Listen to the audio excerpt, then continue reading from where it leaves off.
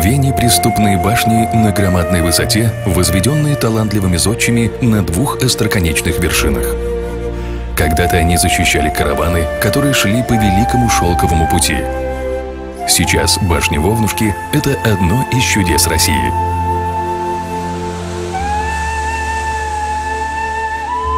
Комплекс Вовнушки расположен в высокогорном Джейракском районе Ингушетии.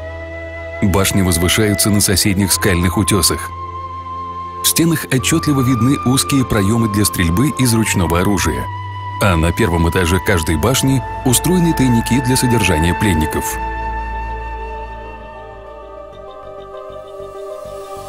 Считается, что некогда обе башни соединялись подвесным мостом. Когда враги осаждали одну башню, ее обитатели перебирались в другую.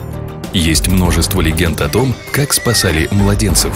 По одной из версий, люльки привязывали к веревке и перетягивали из одного замка в другой. Естественная неприступность крепости, к которой вела только одна запутанная тропа, усиливается толщиной стен и многочисленными узкими бойницами для стрельбы и наблюдения. Сверху на стене были уложены крупные камни, которые сбрасывались на осаждавших башню во время штурма.